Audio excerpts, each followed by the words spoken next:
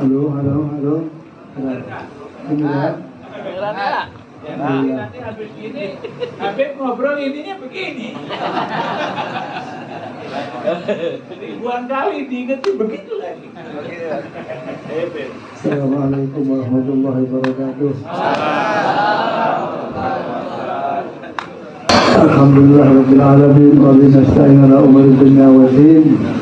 Subhana biasanya anak Abdullah karena kurang sehat, jadi tidak bisa menyampaikan sedikit apa yang saya tahu. Di sini dikatakan oleh Imam Ghazali bagaimana kita harus menjaga mata. Kalau kita menjaga mata, jangan sewot-wotan sana sini. Dikatakan nikmat mata diciptakan agar engkau pergunakan untuk petunjuk dalam kegelapan, memenuhi berbagai kebutuhan, untuk melihat keajaiban-keajaiban kerjaan Allah SWT, langit dan bumi, serta mengambil pelajaran dari tanda-tanda kekuasaan Allah SWT. Oleh karena itu, jagalah matamu dari 4 hal. Yang pertama, kita gunakan melihat, jangan sampai kita melihat perempuan yang tidak muhrim. Yang itu bahkan diharamkan. Yang kedua, melihat gambar yang merangsang syahwat. Gambar yang merangsang syahwat itu juga dilarang oleh Allah SWT. Yang ketiga, melihat saudara muslim dengan pandangan meremehkan. Yang keempat, melihat aib seseorang muslim. Oleh sebab itu ya ikhwan, kita harus berhati-hati dalam masalah ini. Yang kemudian, bagaimana kita menjaga telinga? Nikmat telinga harus engkau juga menjaga mendengarkan ajaran bid'ah, suara gunjingan dan kata-kata yang kotor. Jagalah dia dari mendengarkan pembicaraan yang batil dan obrolan tentang keburukan orang lain. Telinga diciptakan untuk mendengarkan firman Allah Subhanahu wa taala. Sabda Rasulullah SAW, untaian hikmah para waliullah dan ilmu yang membawamu ke dalam surga. Di sini Allah Subhanahu wa taala, jika engkau menggunakan telingamu untuk hal-hal yang tercela, maka yang berfungsi awalnya yang bermanfaat akan berbaliknya menjadi berbahaya dan semestinya menjadi penyebab keburukannya justru akan berubah menjadi penyebab kehancuran. Tentu ini adalah puncak kerugian. Janganlah engkau mengira bahwa doa hanya dibebankan atas orang yang berbicara haram dan kotor tanpa mengenai orang yang mendengarkannya. Sungguh hal itu adalah sangkaan yang salah, karena di dalam sebuah hadis Rasulullah SAW beliau bersabda, innal mustami' syarikul ghaib wa huwa ahadul mughtabin.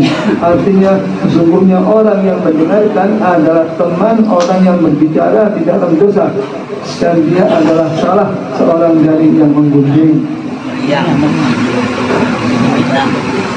Yang kemudian kita diajarkan juga masalah menjaga lidah. Nikmat lidah diciptakan olehmu agar engkau menggunakan dalam banyak zikir kepada Allah Subhanahu wa taala, membaca Al-Qur'an, memberi petunjuk kepada makhluk-makhluk Allah Subhanahu wa taala kepada jalan yang diridhoinya, dan untuk menyampaikan maksud hatimu dalam urusan agama atau urusan dunia. Jika engkau menggunakannya pada jalan yang tidak diperintahkan atau tidak sesuai dengan tujuannya, maka berarti engkau telah memungkiri nikmatnya Allah Subhanahu wa taala. Karena itu, sadarlah bahwa mulut adalah anggota yang paling berperan dan paling menentukan di dalam keselamatan dirimu. sesuatu yang paling banyak untuk menjerumuskan manusia ke dalam jurang neraka adalah lisan, lidah. Maka dari itu berhati-hatilah lidahmu dengan yang benar. Jagalah lidahmu dengan sekuat tenaga agar ia tidak menjerumuskan dirimu ke dalam jurang api neraka. Di dalam sebuah hadis Rasulullah SAW bersabda, "Innar rajulu la yatakallamu bi kalimatin liyudhihaka biha ashabuhu wa yahmi biha fi qa'ri jahannam 70 harifan." Ya Allah. Artinya sesungguhnya seseorang terkadang berbicara dengan kalimat yang lucu di hadapan teman-temannya, lalu akibatnya tanpa diduga dia terjerumus ke dalam neraka jahanam yang kedalamannya sejauh perjalanan 70 tahun. Diriwayatkan pula dalam satu hadis bahwa pada zaman Rasulullah SAW ada seorang yang mati syahid dalam peperangan membela agama Islam. Maka salah satu seorang berkata, beruntung dia mendapatkan surga. Baginda Rasulullah SAW bersabda, apa yang menjadikan engkau yakin dia tentang dia? Mungkin saja dia salah berbicara dengan hal yang tidak bermanfaat, dan mungkin saja dia kikir dengan sesuatu yang tak berharga baginya, sehingga dengan itu ia terhalangi dari surga. Jagalah lisanmu, hai manusia, dari beberapa hal berikut ini. Yang satu, janganlah sekali-kali kamu berbohong, karena bohong itu menghancurkan diri. Yang kedua, mengingkari janji. Hati-hatilah, jangan kita selalu mengingkari janji kepada seseorang, karena itu menyebabkan orang itu menyesal akan hal itu. Misalnya dikatakan, salah mengkunna fihi bahwa munafik, wa in soma wa sholla, man idha haddatha kadaba, wa idha wa'ada akhlafa, wa idha tumina khana. Yang artinya ada 3 hal, barang siapa yang melakukan atau salah satunya, maka dia adalah orang yang munafik, walaupun dia berpuasa dan sholat.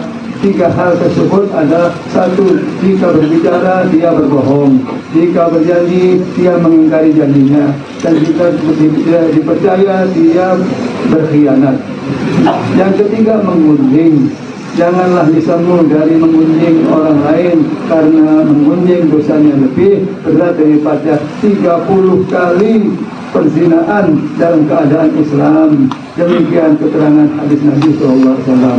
Maksud menggunjing di sini ialah engkau menyebut seseorang dengan beberapa hal yang tidak baik.